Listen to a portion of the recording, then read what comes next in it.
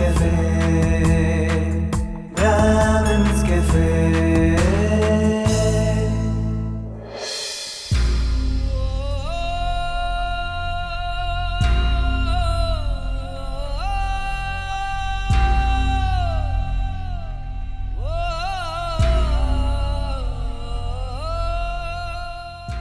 ನಿನ್ನ ಮಗಳು ನಿನಗೆ ಮಗಳಾಗಿ ಸಿಗೋದಿಲ್ಲ ಸೊಸೆಯಾಗಿ ಬರ್ತಾಳೆ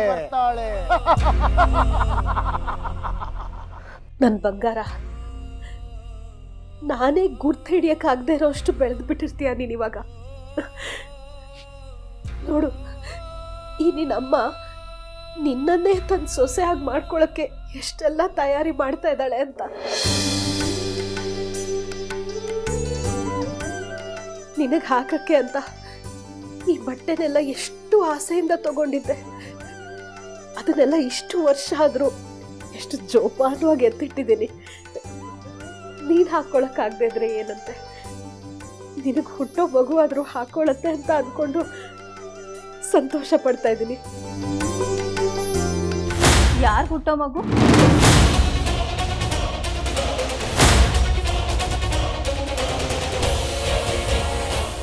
ಏನ್ ಶಾಂತ, ಹೊಸ ಕತೆ? ಏನಿಲ್ಲ ಸುಕನ್ಯಾ, ನಾನೊಬ್ಳು ಹುಚ್ಚಿ ಥರ ಏನೇನೋ ಮಾತಾಡ್ತಾ ಇರ್ತೀನಿ. ಅಂದಾಗೆ ಈ ಬಟ್ಟೆ ಯಾವುದು ಅಂತ ನಿನ್ಗೆ ನೆನಪಾಯ್ತಾ? ಗೊತ್ತಿಲ್ಲ ಶಾಂತ, ಯಾವುದಿದು? ನೀನು ಮರ್ತು ಬಿಟ್ಟಿದೀಯಾ ಅನ್ಸುತ್ತೆ. ನಾನು ಪ್ರೆಗ್ನೆಂಟ್ ಆಗಿದ್ದಾಗ ನನಗೆ ಹೆಣ್ಮಗುನೇ ಆಗುತ್ತೆ ಅಂತ ಆಸೆಯಿಂದ ಈ ಬಟ್ಟೆನೆಲ್ಲ ತೆಗೆದಿಟ್ಕೊಂಡಿದ್ದೆ. ಯಾವಾಗ ನಿಮ್ಮ ಅಣ್ಣ ಶಪಥ ಮಾಡಿ ನಿನಗೆ ಗಂಡು ಮಗುನೇ ಆಗೋದು ಅಂತ ಹೇಳಿದ್ರೋ ಆವಾಗಲೇ ಈ ಬಟ್ಟೆನೆಲ್ಲ ಒಳಗಿಟ್ಟು ಬೀಗ ಹಾಕ್ಬಿಟ್ಟೆ. ಇವತ್ತು ಏನೋ ಹುಡುಕ್ತಿದ್ದೆ, ಅಚಾನಕ್ ಕಾಣಿಸ್ಬಿಡ್ತು. ಈಗ ನನ್ನ ಮಗಳೇ ನನ್ನ ಮನೆಗೆ ಸೊಸೆಯಾಗಿ ಬರ್ತಿರೋದು ಸಂತೋಷ ಅಲ್ವಾ ಸುಕನ್ಯಾ? ಏನಂದೆ? ನಿನ್ನ ಮಗಳೇ ಈ ಮನೆಗೆ ಸೊಸೆಯಾಗಿ ಬರ್ತಾಳ?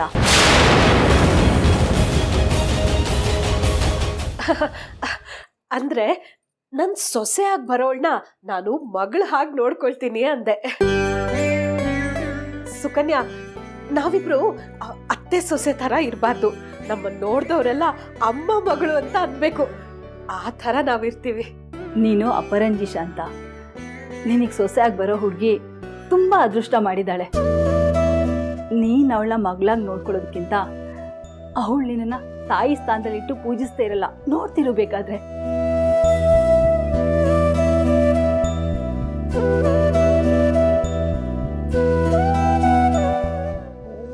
ನನ್ನ ಬುದ್ಧಿಗಿಷ್ಟು ಯಾಕೆ ಏನೇನೋ ಮಾತಾಡ್ಬಿಟ್ಟೆ ನಾನು. ಮುಂದೆ ಜಾಗ್ರತೆ ಆಗಿರ್ಬೇಕು. ವಸಂತಂಗೆ ಒಂದು ಫೋನ್ ಮಾಡಿ ನನ್ನ ಮಗು ವಿಚಾರ ಏನಾದರೂ ಗೊತ್ತಾಯ್ತಾ ಅಂತ ಕೇಳಬೇಕು.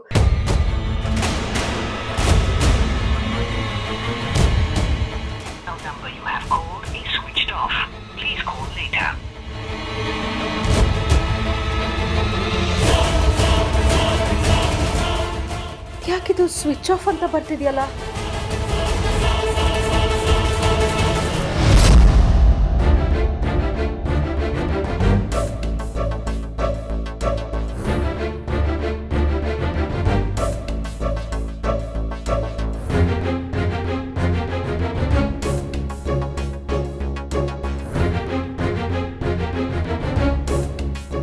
ಕರುಣ, ಅಮ್ಮ ಬಂದೆ.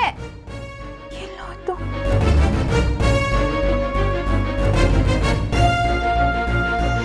ಕರುಣ, ಬಾಯಿಲಿ. ಯಾಕಮ್ಮ, ಏನಾಯ್ತು? ಬಾಯಿಲಿ ಅಂದೆ.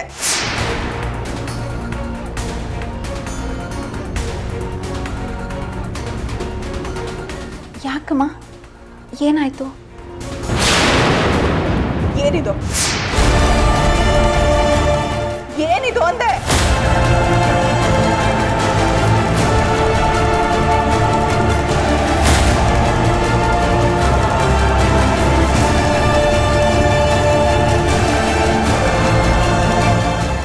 ರೂಮ್ನ ಕ್ಲೀನ್ ಮಾಡ್ಬೇಕಾದ್ರೆ ಸಿಕ್ತು ಇದು. ಏನಿದು? ಲವ್ ಸಿಂಬಲ್ ಡಾಲರ್ ಯಾರೇ ಕೊಟ್ಟಿದ್ ನಿನಗೆ? ನಮ್ ಬೆನ್ ಹಿಂದೆ ಏನ್ ನಡೆಸ್ತಾ ಇದ್ಯಾ? ಲವ್ವ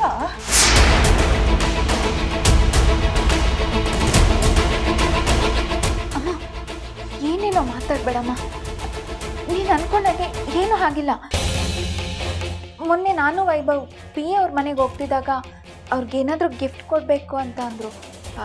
ಅದಕ್ಕೆ ಗಿಫ್ಟ್ ಶಾಪ್ಗೆ ಹೋದ್ವಿ. ಆಗ ಈ ಚೈನ್ ನೋಡಿದೆ. ಬಾಯಿ ಮಾತಿಗೆ ಸುಮ್ಮನೆ ಚೆನ್ನಾಗಿದೆ ಅಲ್ಲ ಅಂತ ಹೇಳಿದೆ. ಅದಕ್ಕೆ ವೈಭವ್ ಎಷ್ಟೇ ಬೇಡ ಅಂದರೂ ಇದನ್ನು ಕೊಡಿಸಿದ್ರು. ನಿನಗೆ ತೋರಿಸೋಣ ಅಂತ ಇದ್ದೆ. ನಾನು ರೂಮಲ್ಲಿ ನೋಡಿದ್ರೆ ಅಷ್ಟರಲ್ಲಿ ಇದು ಕಾಣಿಸ್ತಾನೆ ಇರಲಿಲ್ಲ. ಈಗ ನೋಡಿದ್ರೆ ಇದು ನಿನ್ನ ಹತ್ರ ಇದೆ. ವೈಭವ್ ಕೊಡ್ಸಿದ್ದ? ನಾನು ಏನೇನೋ ಅಂದ್ಕೊಂಡ್ಬಿಟ್ಟಿದ್ದೆ ಕಂದ. ಬಾ, ನಾನೇ ಹಾಕ್ತೇನೆ. ಅಂದ್ಕೊಳ್ತೀಯ ಬಿಡು, ಪಾಪದ ಹುಡುಗಿ ಮಗಳಾಗಿ ಸಿಕ್ಕಿರುವಾಗ.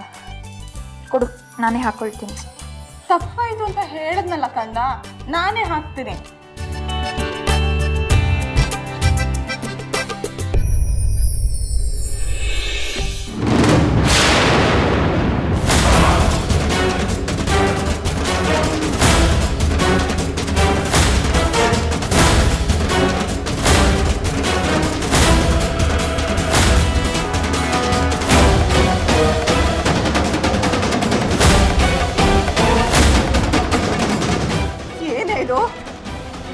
ನಿನ್ ಕತ್ತ ತಾಳಿ, ಅಯ್ಯೋ ಮನೆ ಹಾಡಿ ಪಾಪಿ, ಏನ್ ಮಾಡ್ಕೊಂಡ್ ಬಂದ್ ನಿಂತಿದೀಯ?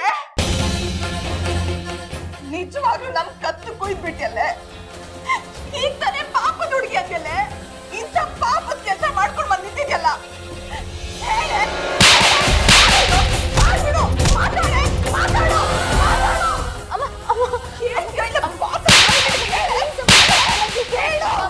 ಅಮ್ಮ, ಅಪ್ಪ ಬರ್ತಾರಮ್ಮ.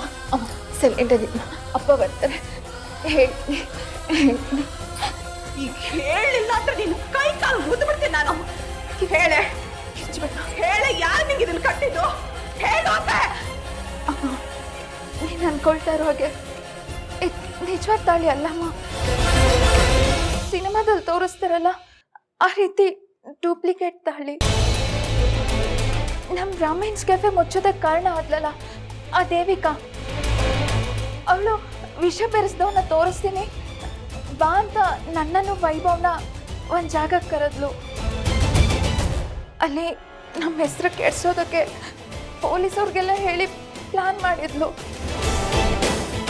ನನ್ನ ಮತ್ತೆ ವೈಭವ್ ಸ್ನೇಹದ ಮೇಲೆ ಅಪನಂಬಿಕೆ ಬರೋ ಹಾಗೆ ಮಾಡಿದ್ಲು. ನಾವಿಬ್ರು ಏನೋ ಕೆಟ್ಟದಾಗ ಮಾಡ್ತಿದ್ದೀವಿ ಅಂತ ಬಿಂಬಿಸೋಕೆ ಹೋದ್ಲು. ಆಗ ಏನಾಯ್ತೋ ಗೊತ್ತಮ್ಮ?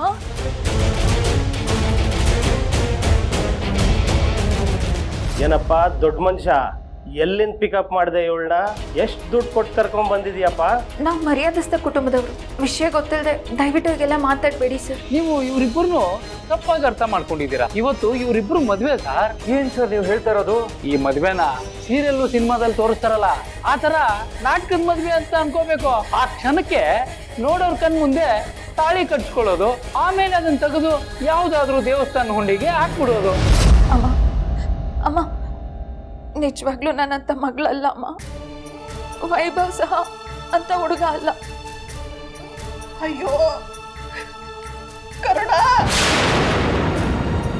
ಹುಚ್ಚೆ ಕಣೆ ನೀನು. ಇದನ್ನ ನಾನು ಒಪ್ಕೋತೀನಿ, ಆದ್ರೆ ಸಮಾಜ ಒಪ್ಕೊಳ್ಳೋದಿಲ್ಲ ಕರುಣ.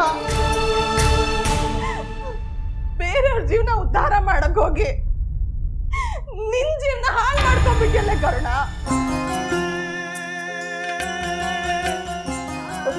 ಪಂಡಿತರು ಮೊದ್ಲೇ ಪಂಡಿತರಿಗೆ ನಿನ್ನ ಎರಡು ಕಂಡ್ರೇನೆ ಆಗಲ್ಲ ಅಂತದ್ರಲ್ಲಿ ಅವನಿನ ಸೊಸೆ ಅಂತ ಒಪ್ಕೊಳ್ತಾರ.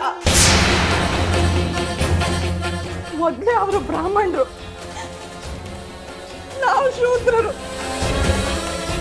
ಅವ್ರಿಗೆ ಸಮಾಜದಲ್ಲಿರೋ ಸ್ಥಾನನೇ ಬೇರೆ, ನಮಗಿರೋ ಸ್ಥಾನನೇ ಬೇರೆ. ಎಂತ ಕೆಲಸ ಮಾಡ್ಕೊಂಡ್ಬಿಟ್ಟೆ ಕರುಣ, ಕೆಲಸ ಮಾಡ್ಬಿಟ್ಟೆ. ಹೋಯ್ತು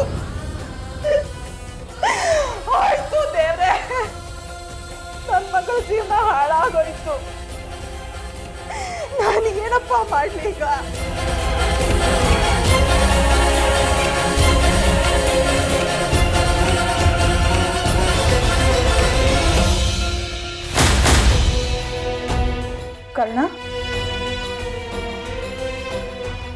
ಕರುಣ, ಎಲ್ಲಿ ಕಳ್ದೋಗ್ಬಿಟ್ಟಿದ್ಯಮ್ಮ? ಈ ಚೇನ್ ಹಾಕ್ಲಾ ಅಂದೆ. ಅಪ್ಪ ದೇವ್ರೆ, ಇದು ಕಚ್ಚ ಮುಗಿದ್ದು ನನ್ನ ಕತ್ತೆ ಅನ್ಕೊಂಡ್ಬಿಟ್ಟೆ. ಈ ಚೇನು ತುಂಬಾ ಚೆನ್ನಾಗಿದೆ ಕರುಣ. ನೋಡು, ನಿನ್ ಕತ್ತಿಗೆ ಹೇಲ್ ಮಾಡಿಸ್ದಾಗಿದೆ. ಪಾಪ ವೈಭವ್ಗೆ ನೀನು ಅಂದ್ರೆ ಎಷ್ಟು ಪ್ರೀತಿ ನೋಡು, ಅದಕ್ಕೆ ಇದನ್ನ ನಿನಗೆ ತೆಕ್ಕೊಟ್ಟಿರೋದು. ಇದನ್ನ ಜೋಪಾನವಾಗಿ ಇಟ್ಕೋ. ನಾನೇ ಇದನ್ನ ಹಾಕ್ಲಾ? ಬೇಡ ಕೊಡು, ನಾನು ಹಾಕ್ಕೊಳ್ತೀನಿ. ಸರಿ. ಕರುಣ, ನಿಂಗೆ ಹೇಳೋದನ್ನೇ ಮರ್ತಿದ್ದೆಮ್ಮ. ಬ್ರಾಹ್ಮಿನ್ಸ್ ಕೆಫೆ ಮತ್ತೆ ಓಪನ್ ಆಗೋ ಥರ ಆದರೆ ಬಂದು ಹರಕೆ ತೀರಿಸ್ತೀನಿ ಅಂತ ಮನೆ ದೇವರಿಗೆ ಹರಿಸ್ಕೊಂಡಿದ್ದೆ.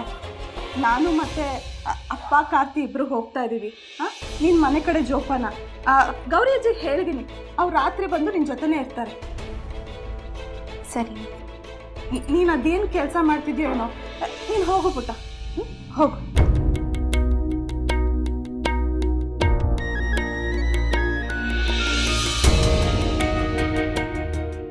ಪಾಪ, ಬಂಗಾರದಂಥ ಮಗು.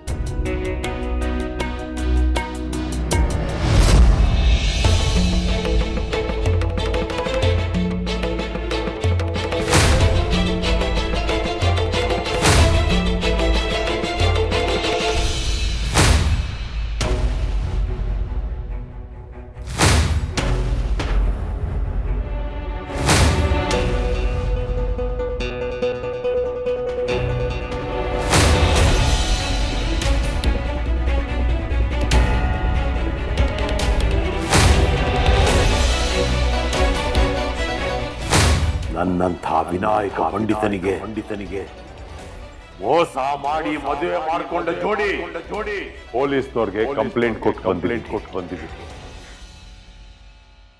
ಮೋಸಗಾರರು ಯಾರು ಅನ್ನೋದು ಸದ್ಯದಲ್ಲೇ ಗೊತ್ತಾಗಿದೆ.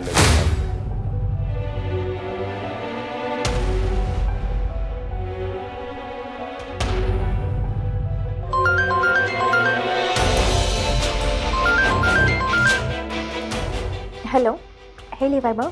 ಕರುಣ, ಏನು ಮಾಡ್ತಾ ಇದೆಯಾ? ಇನ್ನೇನಿರತ್ತೆ, ಅದೇ ಹೋಟೆಲ್ ಕೆಲಸ ತಯಾರಿಗಳು. ಹಾಗಾದ್ರೆ ನಾಳೆಯಿಂದ ಮೇಡಮ್ ಅವರು ಮತ್ತೆ ಬ್ಯುಸಿ ಅನ್ಸುತ್ತೆ. ಹೌದು, ಎಲ್ಲ ತಮ್ಮ ಕೃಪೆಯಿಂದನೇ. ನನ್ನ ಕೃಪೆ ಏನಿರುತ್ತೆ ಕರುಣ, ಎಲ್ಲ ದೇವ್ರ ಕೃಪೆ, ನಿನ್ನ ಶ್ರಮ, ನಿಮ್ಮ ಅಪ್ಪ ಅಮ್ಮನ ಆಶೀರ್ವಾದ. ಏನು ಅಪ್ಪ ಅಮ್ಮ ಫುಲ್ ಖುಷಿನಾ? ಹೌದು, ಈಗೇನು ಮಾಡ್ತಾ ಇದ್ದಾರಾ? ಅಪ್ಪ ಅಮ್ಮ ಊರಿಗೆ ಹೊರಟಿರೋದನ್ನ ಹೇಳ. ಅಯ್ಯೋ ಬೇಡ, ಆಮೇಲೆ ನಾನು ಒಬ್ಳೇ ಇರ್ತೀನಿ ಅಂತ ರಾತ್ರಿ ಎಲ್ಲ ನಿದ್ದೆ ಮಾಡಿದೆ ನನ್ನ ಬಗ್ಗೆನೇ ಯೋಚಿಸ್ತಿರ್ತಾರೆ. ಅರೆ ಯಾಕೆ ಕರುಣ, ಸುಮ್ಮನೆ ಅದ? ಹಾಂ ವೈಭವ್, ಅಪ್ಪ ಅಮ್ಮ ತುಂಬ ಸಂತೋಷವಾಗಿದ್ದಾರೆ, ಮಲಗಿದ್ದಾರೆ. ಓ ಹೌದಾ, ಸರಿ, ತೊಂದರೆ ಇಲ್ಲ. ನಾನು ಹೀಗೆ ಸುಮ್ಮನೆ ಕಾಲ್ ಮಾಡಿದೆ ಅಷ್ಟೆ. Okay, good night.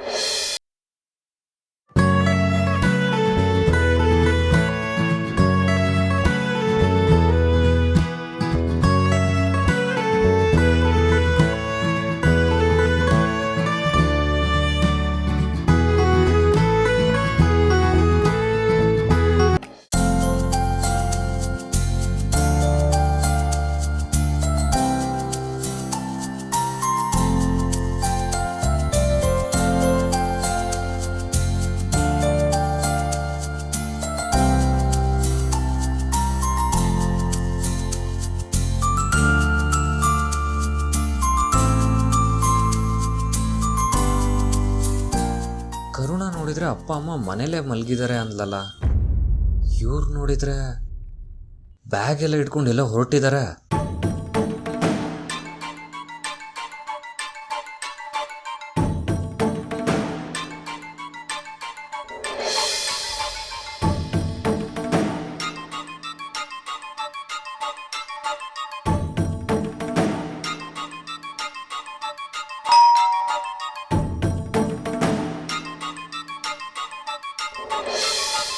Vaibhav, ನೀವೆಷ್ಟೊತ್ತಲ್ಲಿ?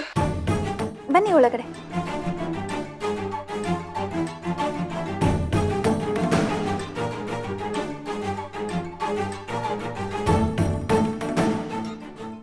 Vaibhav, ನೀವೇನು ಇಷ್ಟೊತ್ತಲ್ಲಿ? ಅದು ನಿಮ್ಮ ಅಪ್ಪ ಅಮ್ಮನ ಹತ್ರ ಸ್ವಲ್ಪ ಮಾತಾಡ್ಬೇಕಿತ್ತು. ಇಲ್ಲಿ ಸ್ವಲ್ಪ ಕರಿ. ಅಪ್ಪ ಅಮ್ಮನ? ಹಾ, ಯಾಕೆ ತುಂಬಾ ಡೀಪ್ ಸ್ಲೀಪಲ್ಲಿ ಇದ್ದಾರಾ? ಐಮ್ ಸಾರಿ ವೈಭವ್, ಅಪ್ಪ ಅಮ್ಮ ಮನೇಲಿಲ್ಲ, ಊರಿಗೆ ಹೋಗಿದ್ದಾರೆ. ನಾನು ಒಬ್ಬಳೇ ಇದ್ದೀನಿ ಅಂತ ನೀವು ಟೆನ್ಷನ್ ಮಾಡ್ಕೊಳ್ತೀರಾ ಅಂತ ನಾನು ಹಾಗೆ ಸುಳ್ಳೇ ಇದ್ದೆ. ನೋಡ್ದಾ, ನೀನು ಹೇಳ್ದೇ ಇರಲಿ, ಈ ವೈಭವ್ಗೆ ಹೇಗೆ ಗೊತ್ತಾಗುತ್ತೆ ಅಂತ. ದಡ್ಡಿ, ನಾನು ಹೀಗೆ ನನ್ನ ಕ್ಲೈಂಟ್ನ ಮೀಟ್ ಮಾಡೋದಕ್ಕೆ ಅಂತ ಹೋಗಿದ್ದೆ. ವಾಪಸ್ ಬರ್ತಾ ನಿಮ್ಮ ಅಪ್ಪ ಅಮ್ಮ ಕಾರ್ತಿಕ್ ಬಸ್ ಹತ್ಕೊಂಡು ಹೋಗೋದನ್ನ ನೋಡಿದೆ. ಅದಕ್ಕೆ ಏನು ಅಂತ ವಿಚಾರಿಸೋಣ ಅಂತ ಬಂದೆ. ಹೌದು, ಏನು ಇದ್ದಕ್ಕಿದ್ದಂತೆ ನೀನು ಒಬ್ಬಳನ್ನೇ ಬಿಟ್ಟು ಊರಿಗೆ ಹೋಗಿರೋದು? ಅದು ನಮ್ಮ ಹೋಟೆಲ್ ರೀಓಪನ್ ಆಗ್ತಿದೆ ಅಲ್ವಾ, ಮನೆ ದೇವ್ರ ಹತ್ರ ಹರಕೆ ಕತ್ಕೊಂಡಿದ್ರಂತೆ, ಅದಕ್ಕೆ ಹೋಗಿ ಬರ್ತೀವಿ ಅಂತ ಹೋದ್ರು. ಹೌದು, ನೀನು ಯಾಕೆ ಹೋಗಲಿಲ್ಲ? ಎಲ್ಲರೂ ಹೋದ್ರೆ ಇಲ್ಲಿನ ಕೆಲಸ ಯಾರು ನೋಡ್ಕೊಳ್ತಾರೆ, ಅದಕ್ಕೆ ನಾನು ಹೋಗಲಿಲ್ಲ. ಇಲ್ಲಿ ನೋಡಿದ್ರೆ ತುಂಬ ಕೆಲಸ ಇದೆ. ಉಡುಪ ಅಂಕಲ್ಗೂ ಗೌರಿ ಅಜ್ಜಿಗೂ ಮೈ ಹುಷಾರಿರಲಿಲ್ಲ, ಅದಕ್ಕೆ ಅವ್ರಿಗೂ ಇಲ್ಲಿರೋಕ್ಕೆ ಹೇಳಿಲ್ಲ. ಮನೆಗೆ ಹೋಗಿ ರೆಸ್ಟ್ ಮಾಡಿ ಅಂದೆ. ಆಮೇಲೆ ನಾಳೆ ಬೆಳಗ್ಗೆ ಬರೋಷ್ಟರಲ್ಲಿ ಅವ್ರಿಗೂ ಸ್ವಲ್ಪ ಆರಾಮ್ ಅನ್ಸುತ್ತೆ ಅಲ್ವಾ. ತ್ಯಾಗ ಮೂರ್ತಿ ನಮ್ಮ ಹುಡುಗಿ.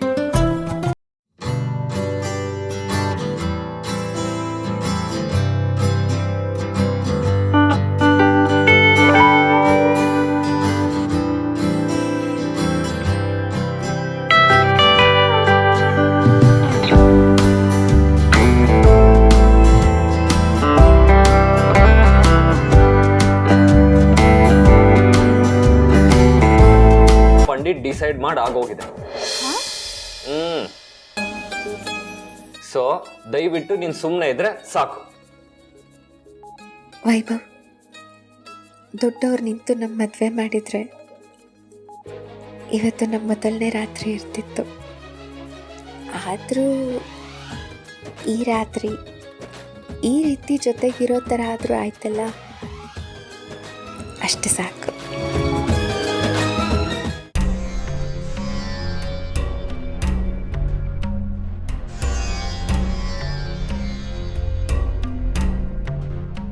ಈ ಶಾಸ್ತ್ರಿಗಳ ಮಗನ ಮದುವೆಗೆ ಮುಹೂರ್ತ ತೆಗೆದಿಡು ಅಂತ ವೈಭವ್ ಹೇಳಿದ್ದೆ. ನಾನೇನು ತೆಗೆದಿಟ್ಟಿದ್ದಾನೋ ಇಲ್ವೋ ಗೊತ್ತೇ ಆಗ್ಲಿಲ್ವಲ್ಲ. ವೈಭವ್, ವೈಭವ್, ವೈಭವ್ ಎಲ್ಲಿ ಹೋದ? ಶಾಂತ, ಶಾಂತ, ಎಲ್ಲಿ? ನಿನ್ನ ಸುಪುತ್ರ ವೈಭವ್ ಕಾಣ್ತಾ ಇಲ್ಲ, ಎಲ್ಲಿ ಹೋಗಿದ್ದಾನೆ? ಅವನು ಹಾ, ಅವನೇ. ಈ ಹೊತ್ತಿನಲ್ಲಿ ಎಲ್ಲಿಗೆ ಹೋಗಿದ್ದಾನೆ ಅಂತ ಕೇಳ್ತಾ ಇದ್ದೀನಿ. ಅದು ರೀ ವೈಭವ್. ಅದೇ, ಆ ವೈಭವೇ ಎಲ್ಲಿ? ಉತ್ತರ ಕೊಡು ರೀ. ಅವನು ಯಾವುದೋ ಕ್ಲೈಂಟ್ ಮೀಟಿಂಗ್ ಇದೆ ಅಂತ ಹೋಗಿದ್ದಾನೆ. ಕ್ಲೈಂಟಾ? ಯಾರೇ ಅದು? ಇಷ್ಟೊತ್ತಲ್ಲಿ ಕೂತ್ಕೊಂಡು ಮೀಟಿಂಗ್ ಮಾಡೋ ಕ್ಲೈಂಟು? ಯಾರೋ ಕರೆದಿದ್ದಾರೆ ಅಂತ ಹೋಗಿರ್ತಾನೆ. ಗಂಡು ಹುಡುಗ, ಬಿಡಿ ಬರ್ತಾನೆ. ಹುಡುಗ ಆಗ್ಬಿಟ್ರೆ ಎಷ್ಟೊತ್ತಂದ್ರೆ ಅಷ್ಟೊತ್ತಲ್ಲಿ ಬರ್ಬೋದಾ? ಮೊದಲೇ ಕಾಲ ಸರಿ ಇಲ್ಲ ಅಂತ. ನೀನಾದ್ರೂ ಅವನಿಗೊಂದು ಮಾತು ಬುದ್ಧಿ ಹೇಳ್ಬಾರ್ದಾ? ಹೇಳ್ದೆ ರೀ. ಅದಕ್ಕೆ ನಾಳೆ ಬೆಳಗ್ಗೆ ಯಾವ್ದ್ಯಾವ್ದೋ ಬೇರೆ ಕೆಲಸ ಇದೆ, ಅದಕ್ಕೆ ಇದನ್ನ ಮುಗಿಸ್ಕೊಂಡು ಬಂದ್ಬಿಡ್ತೀನಿ ಅಂತ ಹೊರಟ. ಮಗನ ತಾಳಕ್ಕೆ ಸರಿಯಾಗಿ ಕುಡಿತ್ಯಾ ನೀನು. ಇಷ್ಟೊತ್ತಾದ್ರೂ ಮನೆಗೆ ಬಂದಿಲ್ಲ ಅಂದ್ರೆ ನಾವ್ ಏನು ಅಂತ ತಿಳ್ಕೋಬೇಕು.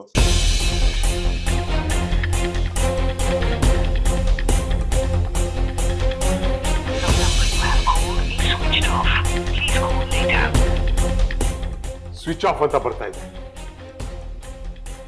ಹೀಗೆ ಸ್ವಿಚ್ ಆಫ್ ಮಾಡ್ಕೊಂಡ್ಬಿಟ್ರೆ ನಾವ್ ಏನ್ ತಿಳ್ಕೋಬೇಕಿಲ್ಲ ಮನೇಲಿರೋರು. ರೀ, ಅವ್ನು ಏನೋ ಕೆಲ್ಸದಲ್ಲಿ ಬ್ಯುಸಿ ಆಗಿರ್ತಾನೆ.